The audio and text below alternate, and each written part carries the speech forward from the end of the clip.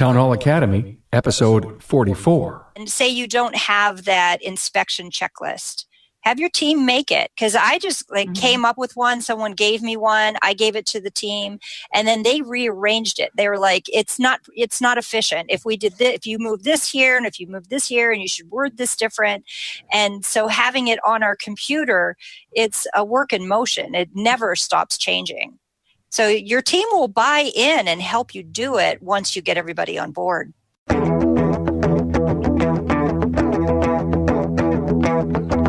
Welcome, automotive aftermarketers, to a Remarkable Results Radio Town Hall Academy. Listen to learn just one thing from today's episode on your journey to remarkable results.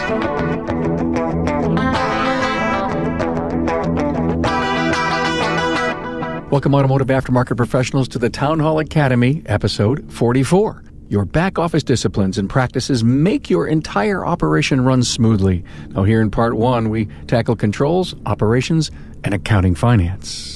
Carm Capriato here, thanking Jasper Engines and Transmissions for the support of the Town Hall Academy. Now, here's another reason to choose Jasper. It's their commitment to continuous improvement.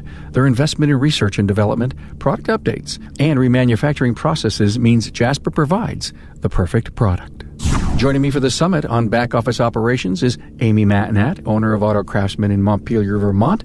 Jacquie Walter Hower, the director of operations and third generation at her family business, Zimmerman's Automotive in Mechanicsburg, PA.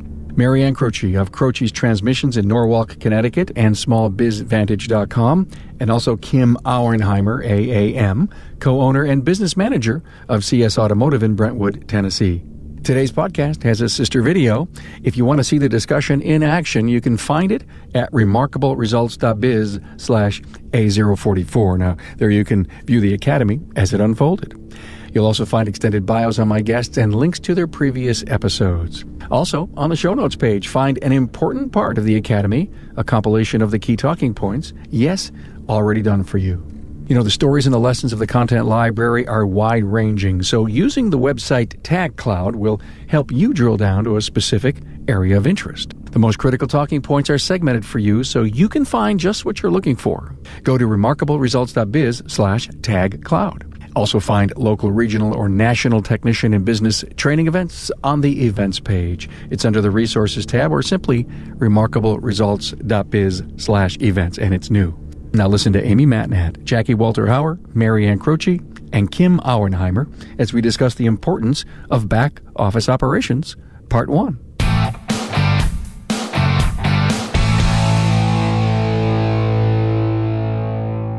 And we've got so many great talking points, everyone, that I'm going to start at the top of my list. And if we don't get to them all, we're going to come back and do part two. If you all hopefully agree, we'll work out a time we can all get on together. So controls. Amy, I'm going to go right out to you. Talk to me about controlling the money. Controlling the money, I think, is one of the most important parts of being an owner. And I have to say, I know 5 different shops that have been embezzled. And from all different aspects, the service writer, the bookkeeper, a technician, and it all had to do with giving too much temptation to your staff. So one of the things that we're taught over and over again when we go to classes is that you're successful when you're working on the business and not in the business. But I do feel that the money is working on the business, and that is the one piece that you never let go of. And at one point I had a really good bookkeeper, and she had authority to sign checks, and she reconciled the checkbook, and she could do everything, and I didn't have to do it. And that when I met the third person that got embezzled, I said, "Thank you so much. You've been awesome, but I just need an office assistant to do the data entry. And then from then on, it's my responsibility to sign the checks, reconcile the checkbook." And it's just it's a double check way for you to really keep your eye on what's going on in the business. Can anyone else who's on here with us say that they have some experience with money problems, issues like that? I've heard a lot of stories similar to what Amy was saying. And probably a good thing was I heard about him in the beginning. Mm-hmm. So me having a banking background, that was something that I didn't want to let go of. I've heard about it in other industries as well, many people in the trades. I think it's something not to be afraid of, but I think controlling it and having those checks and balances in place are crucial, because then it does give you that power to make really informed decisions as well, knowing those numbers. Okay, so let's dig down just a little deeper, and let me throw this out to the panel, because we're talking about money, we're talking about controls, bank reconciliations, who signs the check, who opens the mail. I mean, all of those, if you will, are really smart areas of discipline. Kim, can you share any special disciplines or controls you have in those areas? Yeah, that is one thing that we have so many transactions happening each day just in order to function. So we've got POs going out, we've got, parts coming in. And I think the biggest thing is to have systems and processes set in place so that you can go back and check at any particular point. I do happen to do reconciliation, and for the ease of the amount of transactions we have going on a daily basis, I actually do it daily. I'll post it, I look at the bank account every day, so that if there's a question or a charge, even if it's hey, Rob, what'd you buy at Costco? He can hand me that receipt right there. So I'm doing it on a daily basis if possible. I'm the only one that has access to the, and of course, Rob, to our bank account information. None of the mail gets opened, except for myself or Rob. Part of it is because there's, it's our business, and it's, if it even comes addressed to somebody at the front desk, such as our service writer or something, there's always, it still comes through me first. And it's just by systems. I appreciate that. Jacquie, big business, big family business. You must have all kinds of controls. We do. One of the things we have is for our Quick Lube, is we have a separate system. It's a separate POS system that has everything calculated down to the penny as to what's coming in and what is going out as far as change and whatnot. And we don't have that for our service department, but I've put something in place that allows us to make sure we're seeing what is flowing in and coming out as far as change and whatnot, just to make sure, because money has disappeared, but it has come up after a little bit of research, but it has never been stolen at this point.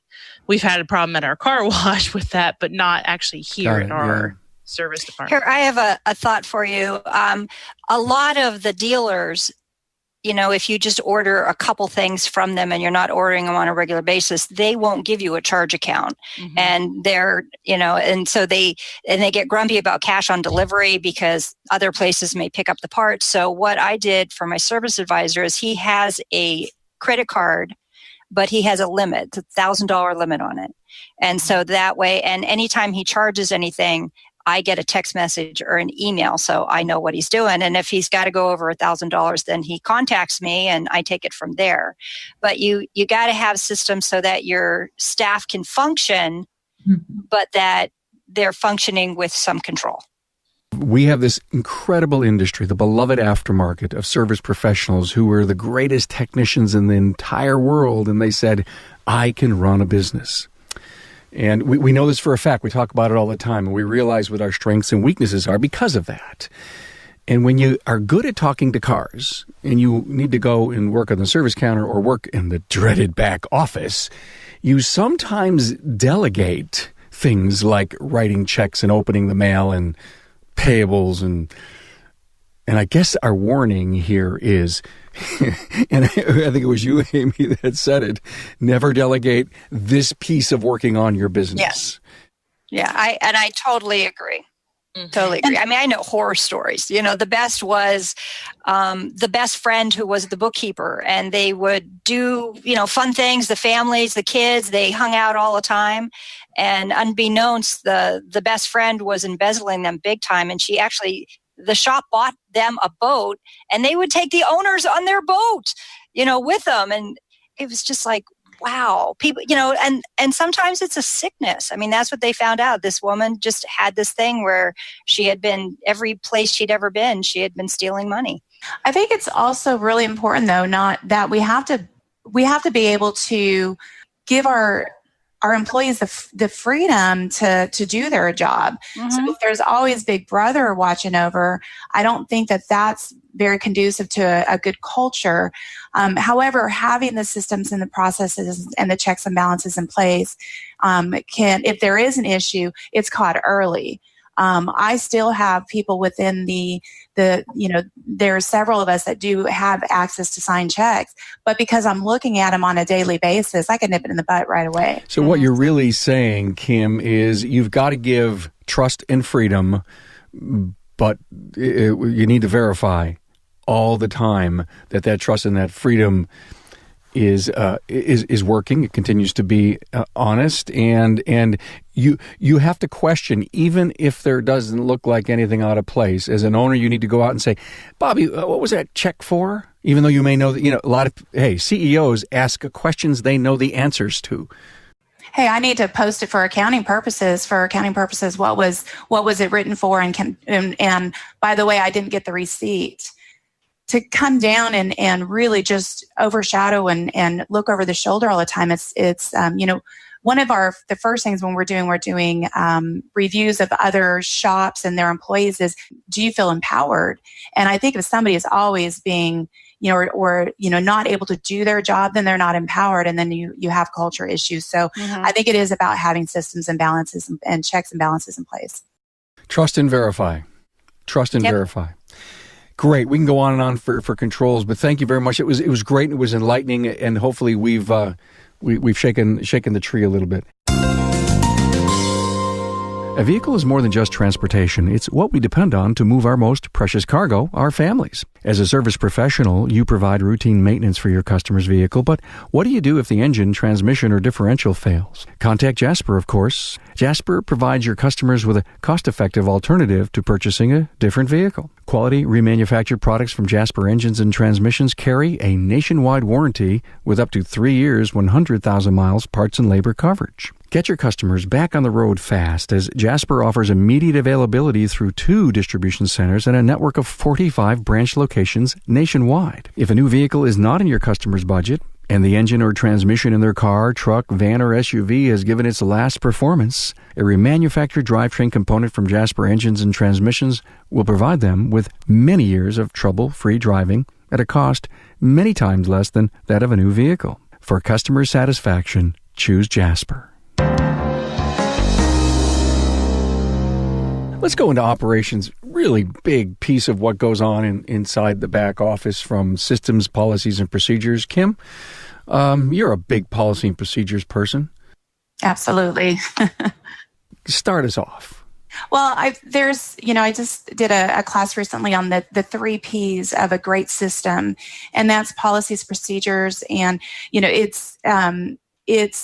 think it's very, very important and I just mentioned it, to empower your employees, to give them the freedom, but also the direction. I think one of the most important things to do is, number one, to have a handbook, to know what's expected of our employees and what they should expect of us.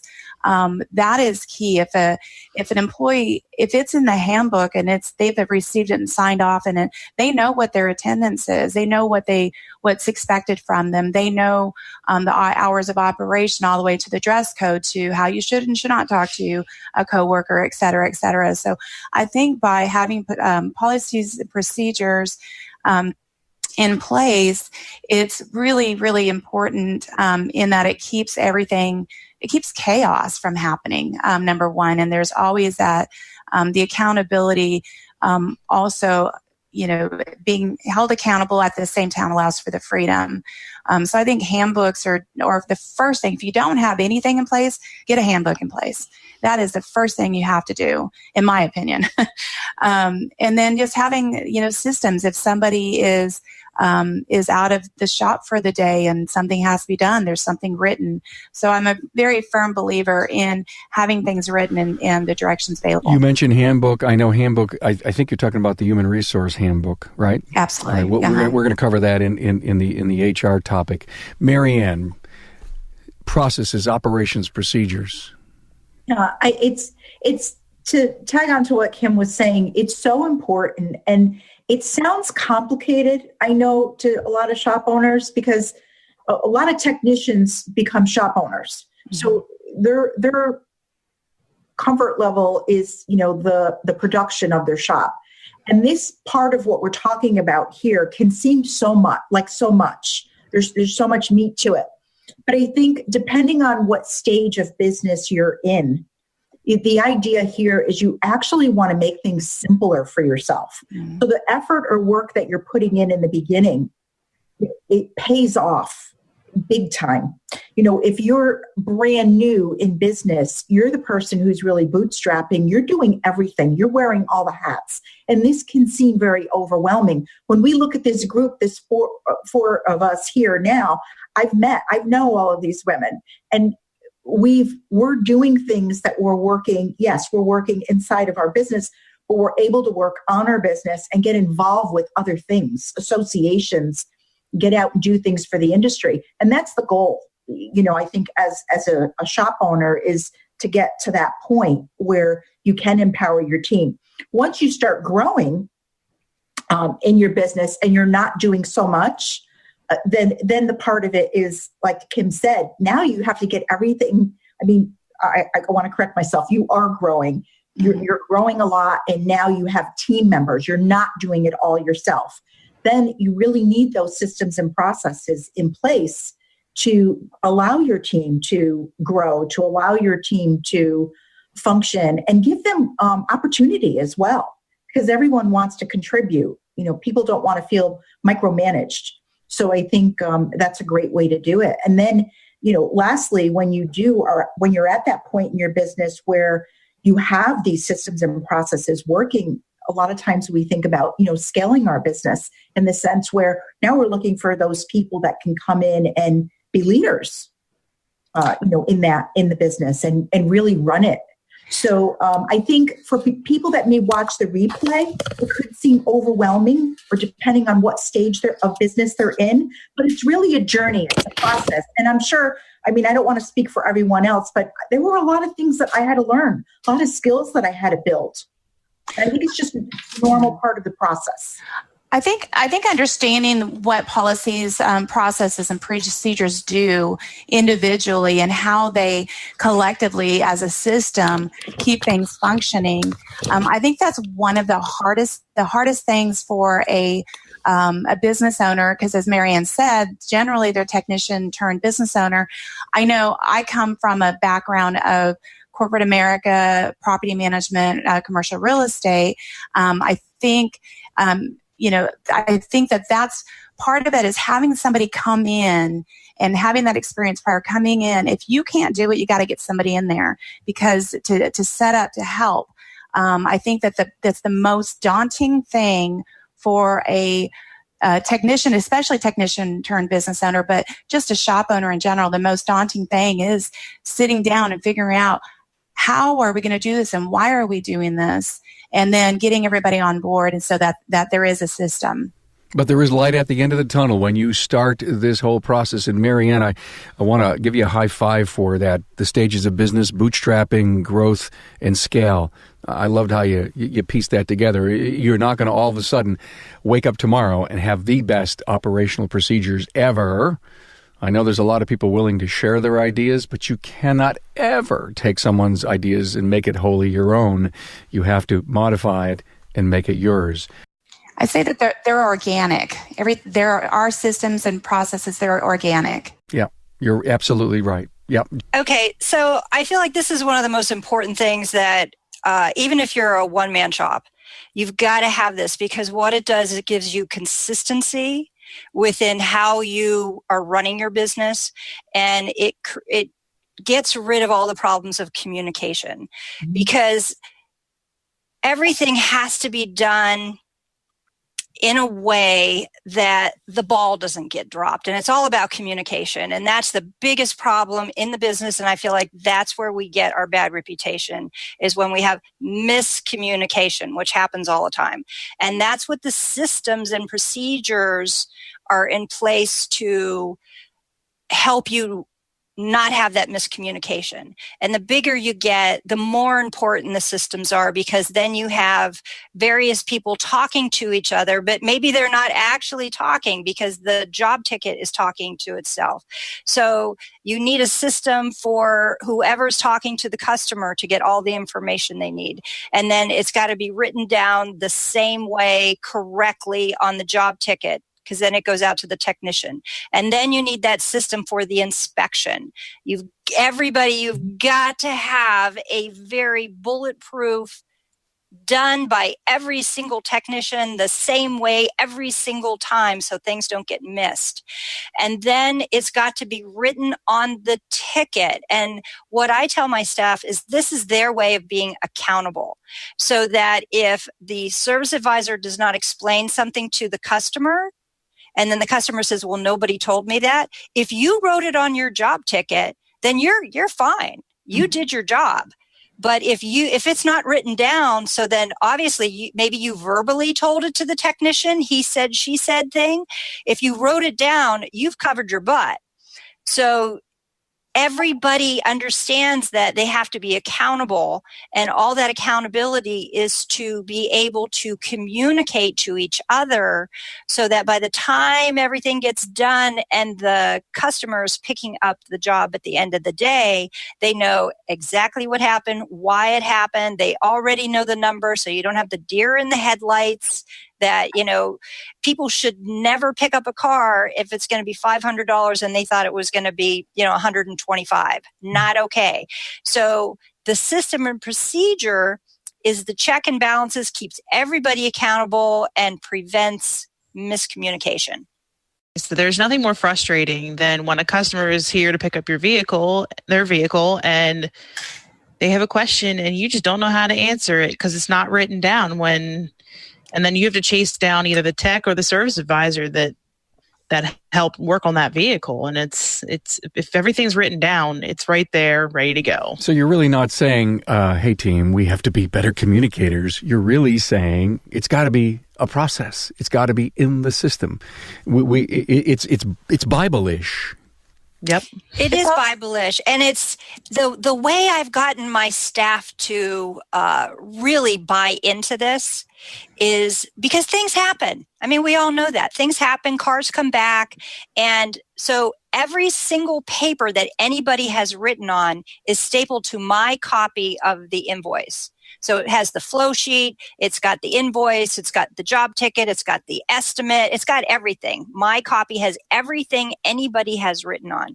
So then down the line, if there's a problem, and I keep those for a year, because, if something's not going to come back in a year, you're probably not going to see it again.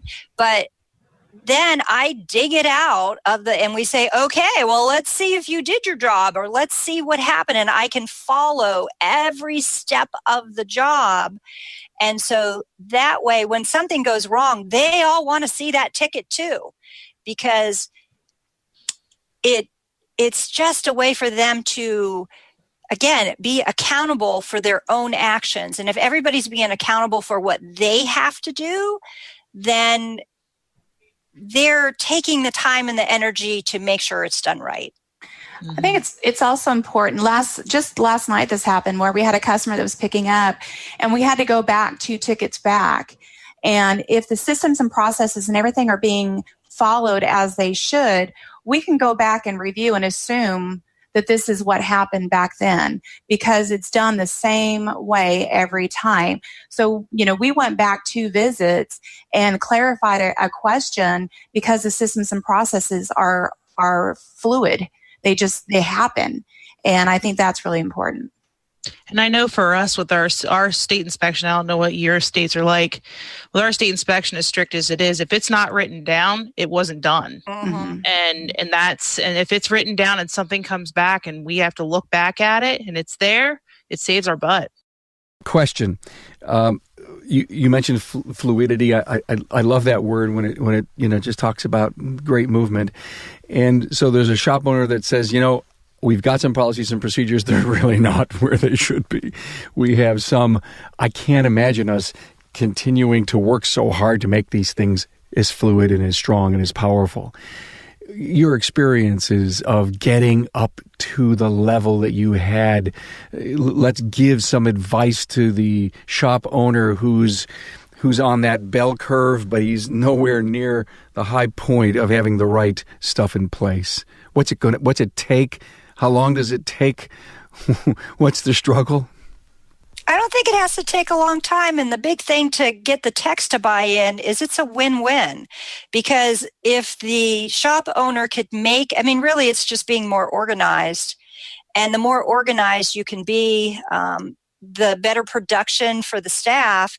And so then you just need to make it so that your staff wants to produce better. And so you either pay by production or you pay hourly with bonuses. And again, you make it a win-win for everybody. And that way they all want to buy into it. One of the things that we started when it came time, it's like, we just need to do this. We need to get these done. Because we do have, we have meetings. We have very regular meetings. We have management meetings on Mondays and staff on Wednesdays.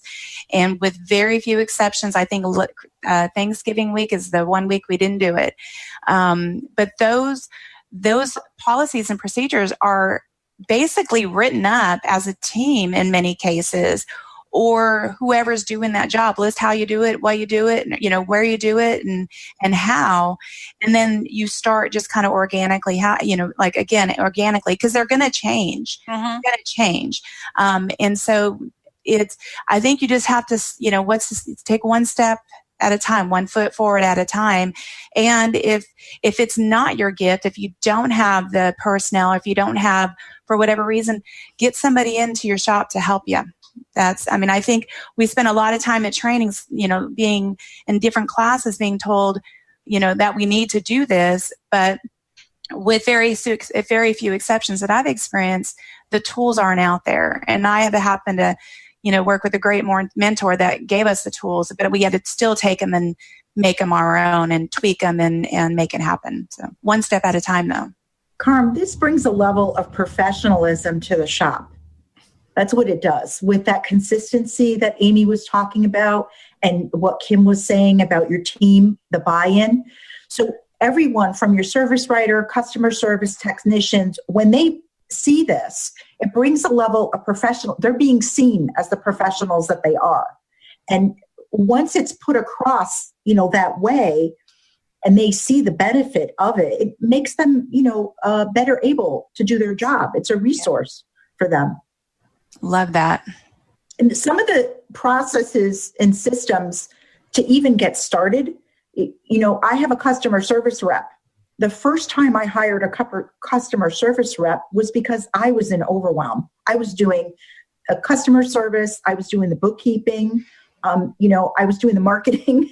So I was in overwhelm. And I had someone come in part-time and told her what I wanted, got everything that was in my head the way that I was doing it out. But then I actually had her create all of the things that she was doing. I had her document it because I was adding things. So when I realized after this part-time person moved on, finished school and moved on, now I realized I had a full-time position and I had all the documentation there. So you can even get your team to help you. Mm-hmm. And having the meetings, like Kim said, and I'm sure Maryann and Jacquie do also, is it's important to have regular meetings with your team. And say you don't have that inspection checklist. Have your team make it. Because I just came up with one. Someone gave me one. I gave it to the team. And then they rearranged it. They were like, it's not efficient. If we did this, if you move this here and if you move this here and you should word this different. And so having it on our computer, it's a work in motion. It never stops changing. So your team will buy in and help you do it once you get everybody on board.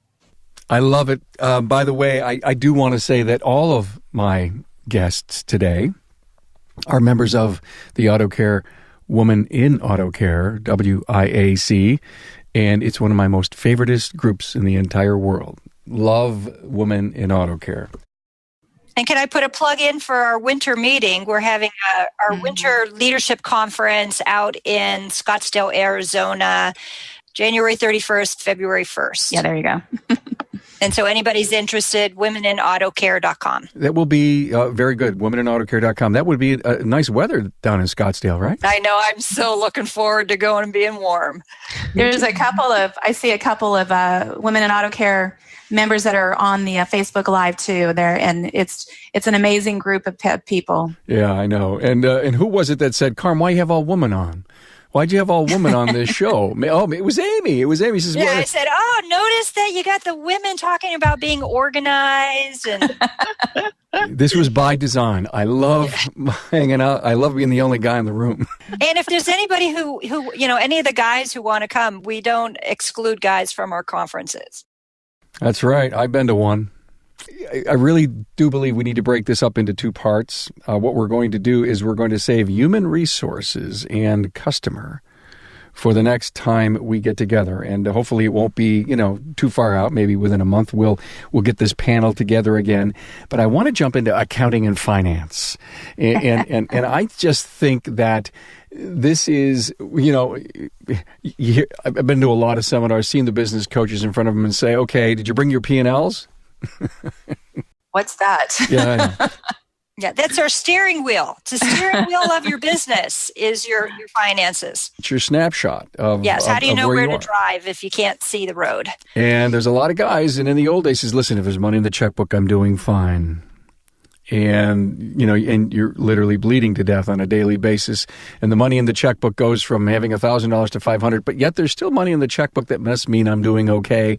But there really should be $20,000 in the checkbook, not $500. So it is a snapshot, and finance and accounting is so important. P&L, payables, accounts receivable.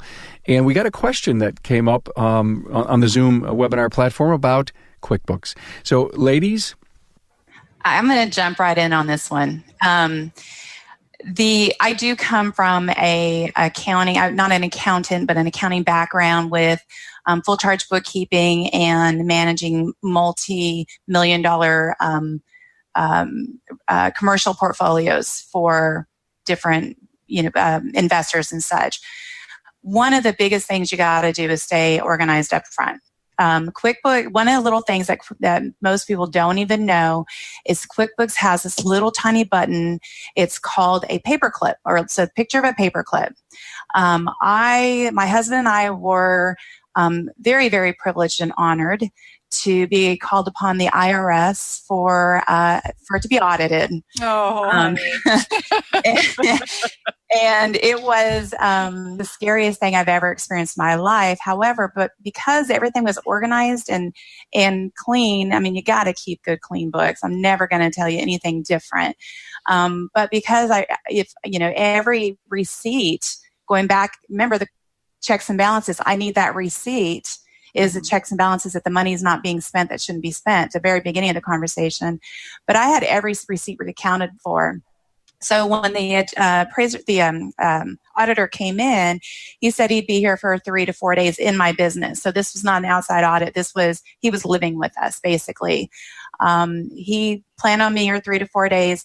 And because I was able to basically give him everything in binder platform, clean, and he was here for about 3.5 hours. And my audit came back clear. He dismissed the second. I had 2 years that I was flagged for. One was because we sold investment properties. The next year we made too much money for an automotive business. Thank you to the Smart Group and Cecil Bullard for that. So, but when we're making too much money, they looked at you funny too. So I had to really go. And we also purchased a building that same year. So, that being said, is accounting has to be clean and has to be organized from the get-go. And, if you don't think you're ever going to be audited, I never thought I would be either. Wait a minute. You can't go to an IRS audit with a box of receipts and say, look through it? You can, absolutely. And that's what he fully expected. But when I handed binders over of all these, I was basically, what do our customers want from us? They want transparency. I was transparent.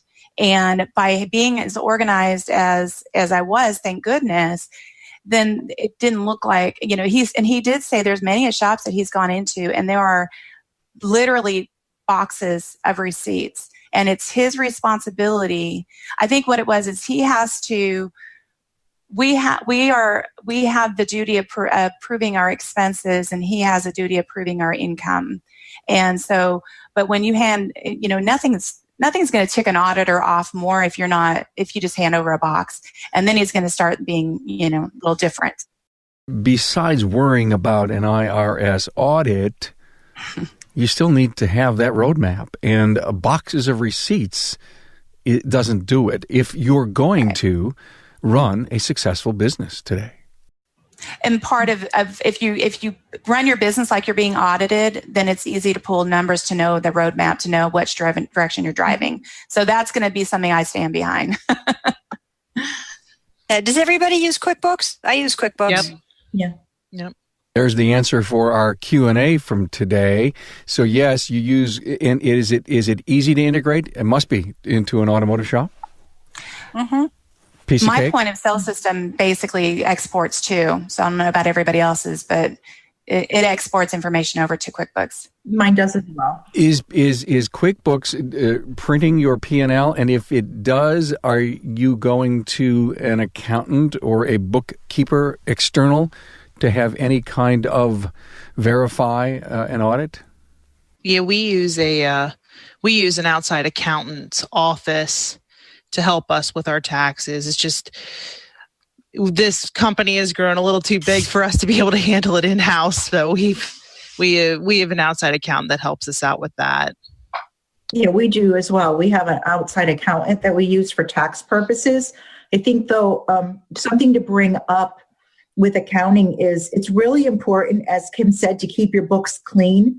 Don't mix personal and business. Keep everything separate. And as Kim said, we had a similar situation where when we purchased our building, we keep those set up as different accounts, separate accounts. The business is one account and the building is a separate business altogether. So it's so much easier. And then if there are areas in your business where you are catching something, it's much harder when you have all those funds mixed together to see.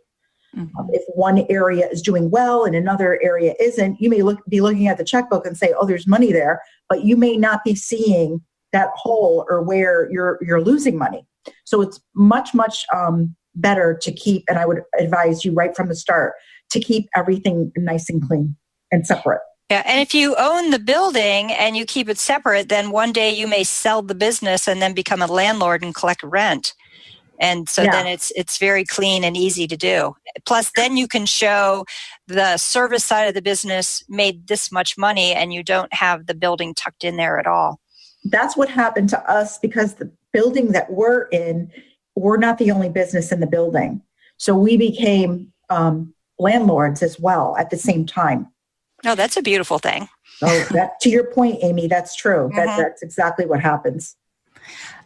I think it's very important to, we had an absolute godsend of an accountant sent to us. He actually had experience or has experience in automotive, and he's just around the corner from us. And I know there's a couple of other shops around the country that are actually using him now because he's good.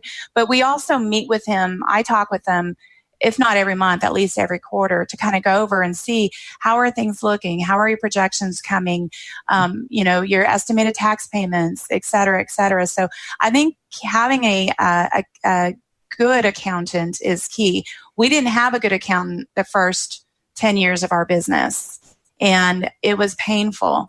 But in addition to that, I think if you can, or if you don't work with a mentor or a coach, then I think it's smart to get with one, because they're going to help you learn how to look at your finances all the way down to parts to labor ratio. Why would you think that's important? You're making money. There's money in the bank. I'm good. But knowing how your parts to labor ratio match up, what are your margins? And, something I learned coming into automotive and never being in retail was margins and markups are not the same thing. I was like blown away. I doubled it. I got 50% margin, right? No. So getting with somebody that understands the numbers to help you, and I love what Amy said, steering wheel, know where you're driving your business to. Mm-hmm. And that's a good point about estimated taxes. That was a rude awakening when when I bought the business, I then got to put in all the systems and procedures that my business partner never wanted to do. And literally the business like doubled in sales in 1 year. And all of a sudden there was like all this money coming in, and I didn't know anything about estimated taxes. And so then, because I was getting a paycheck out of the business. And so I was, having a W-2 like everybody else. And then all of a sudden it was like, oh man, I got to pay taxes because I didn't know about estimated taxes. So having an accountant who can kind of keep, on a quarterly basis is not a bad thing, is to have someone to kind of hand over. And that way it's not the end of the year and it's like, you made too much money. And so then your choices are you either, give the government the money or you go buy some tool and equipment you don't really need, because you can't put the money in your pocket because you didn't have a strategy. And there are strategies, which I've learned over the years, of how you can kind of tuck money away and not have to give it to the government. And I think it's important too, working with an accountant, because some people just think of profit and loss statements, that's what's driving the success of their business. But there's a balance sheet there too they have different expenses. And so really the profit and loss statement's not really your gauge on success. It's the health of the business as a whole, and that includes other parts of the whole accounting equation. A bunch of things came to my mind, everyone, as we're talking about accounting and finance, budgeting, blind spots, know your numbers, margins. Kim, you brought up margins. It was a great thing. People have to understand that you pay bills with margin dollars, not with margin percent. And, you may not, as well as you sell an engine for X amount of money. There's no way it is the typical parts margin that you would make, but there's an awful lot of margin dollars in engine sale, along with the labor. But has anyone ever done any budgeting in their company? Yeah, I have to budget big time because I live in Vermont, and we have, it's like a roller coaster. So I call it tire season.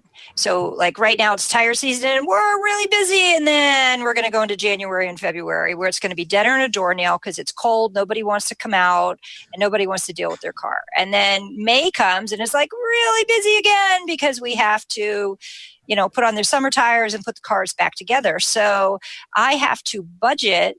So because we all know there's a technician shortage, and I have fabulous ASE certified master technicians who I never, ever want to leave me.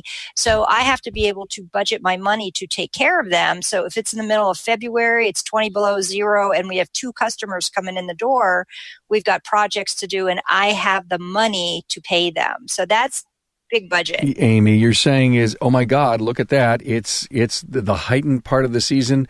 Ooh, we're making some money. That means I could go spend it. Right. Tuck it away. But you know what? You got to know your cycles, and because your cycles, as you start coming into your downtime, and you may have a very lean, profitable month. How that cash flow works is you've got to have a stable base from the good months, and you need to sit on it and hold it. So by building a budget gives you that 12-month look and makes you a better disciplined person who will say, oh yeah, we need that new tool. And you go out and you pop $3,000 or $4,000 down, and you didn't have an equipment spend budget for the year. And now you've hurt yourself, and you may struggle getting bills paid or paying that estimated tax in the lean months, right? And it makes you a better employer because when your staff, my staff knows that I'm tucking money away, and and I'll tell them, they'll be like, we know there's money because we know how busy we are. We really want this tool. And and so I'm very transparent with my staff. And I said, well, that's great, honey, but January, February, you all want to get paid, right? And they're like, yeah. I said, well, we need this much money in the saving to cover us. So if there's nothing happen in January and February, everybody's bills are getting paid. So once we hit that number, I'm good with buying you this tool that we don't really need, but you want because, it's a new tool and you want this, the company to buy it versus you buying it. So there's that whole thing of how do you make, and that's a whole other thing to talk about, but that's part of the puzzle of how to make your shop a wonderful place that people want to work. And having good cash flow is really key because technicians all have stories of places where they worked where there wasn't enough money for them to get their paycheck. Mm-hmm. And unfortunately, most of them live paycheck to paycheck. I think it's also important to, one of the things that we do for our management meetings every Monday is talk about the week before, and I have numbers on a weekly basis. So as far as budgeting, it's also important to know what your cycles are. And we even go as far as looking at cycles on a weekly basis. We started noticing a pattern this last year and this year, the week after getting back from Apex. Last year my husband's called me, we are so dead. And I thought it was because of election, first week of November. And because we actually look at our numbers on a weekly basis, I've been able to go back through the first 2 weeks of November and know, and basically it was announced, if anybody wants to take vacation the first 2 weeks of November, that's when you do it. So that's part of budgeting too, is knowing what your cycles are so that you can staff properly, so you can make your, like Amy said, pay the employees when you don't know how you're going to be able to do it. But budgeting is key, but knowing those numbers are just as important. And in knowing those 2 weeks, you can have a very special marketing ready to go out the door. I mean, January and February, if anybody needs work, I don't say that out loud to everyone, but that's time to come into the shop because we're going to have all kinds of specials to kind of bribe people to come in on the timeline we want them to come in. But you got to know about it so that you can be prepared and you don't wait until, oh, good Lord, the phone's not ringing. We got nothing on the schedule. And then come up with a marketing piece because the train has stopped. Mm-hmm. You need to know that the train's going to slow down before it slows down and get that marketing out there while it's still busy so that hopefully the train won't stop. We talked cash flow just a moment ago. I am planning on doing an academy on cash flow, and I think that's going to be a really great episode to get into the details of why cash is king in a business and how you make it work. I want to ask a question to everyone. We're getting near the end. The hour's coming up, and so kind of let's wind it down in this this whole operational back office piece. We talked controls, we talked operations, and now we're talking accounting and finance. We're going to come back and do HR, customer marketing piece. But blind spots, and it was something I can't remember who wrote it down. Kim, it may have been you. And I love the word blind spots when it comes to accounting and finance. So let's go around the room and let me ask every one of you, give me one of your biggest takeaways. It was a blind spot for you, something you learned that was so important when it came to accounting and finance. Basically, I kind of alluded to it is it's interesting at the end of the year when you do your taxes and according to this stupid 1040 form, it says you made money, is really knowing what I had to really kind of hone into is there are other expenses that are not on that P&L. Capital improvements, equipment replacement, stuff that gets depreciated that doesn't show up on that P&L. So you've got to, when you do budget, you've got to plan on capital expenditures. We are blessed enough that we own our building, so we get to fix everything. And we just had our heater at home go out. Well, because I'm not doing my budget at home like shame on me. We didn't plan for that. So we're having to figure out that one. But it is knowing and planning ahead and knowing what your not just what your day-to-day costs are, but what your capital expenditures are going to be over the long term. Who's next? Maryann?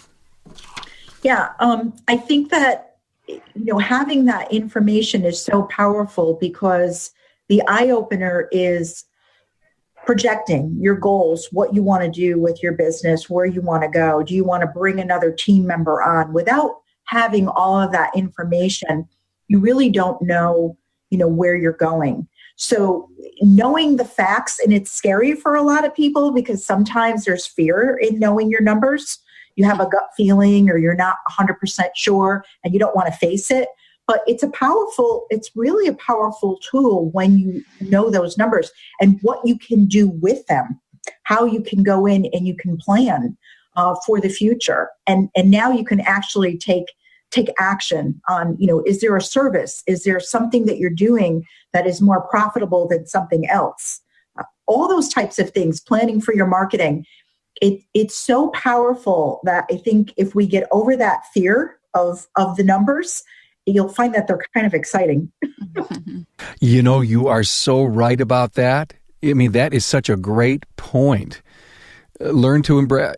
Funny story, when I was a young man, just got out of college, Dad sat me down in the office and he said, "Hey, our accountant."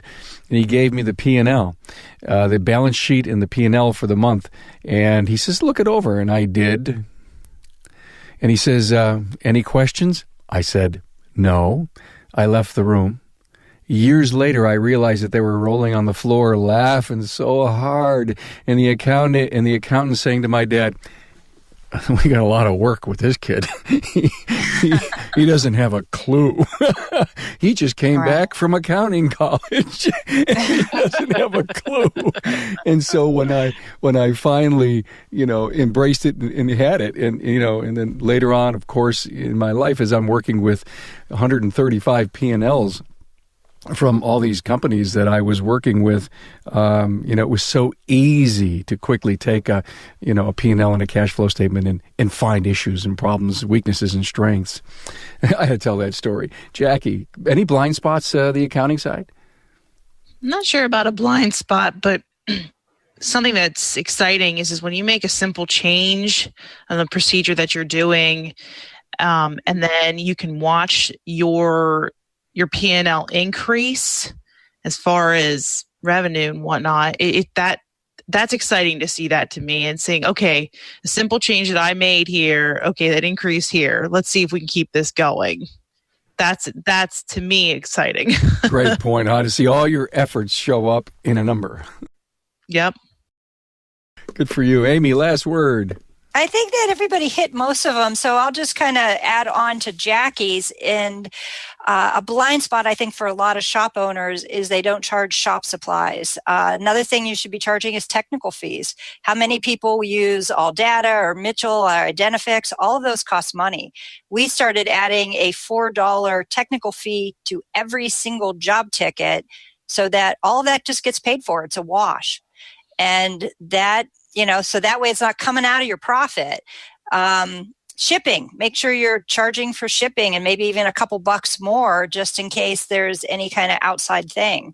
And then Kim alluded to this, and this would be something that would be a great, do a whole town hall meeting on this, is really how to look at the numbers of various things that you do so that what is your most profitable service or repair?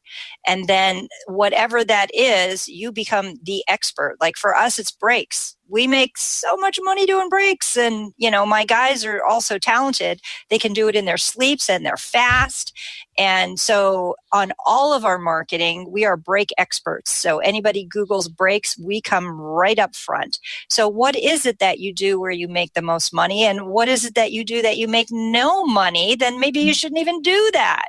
Because if you're doing something where you're not making any money, you're taking that space and that time up where you could just kind of push that and say, we don't do that here.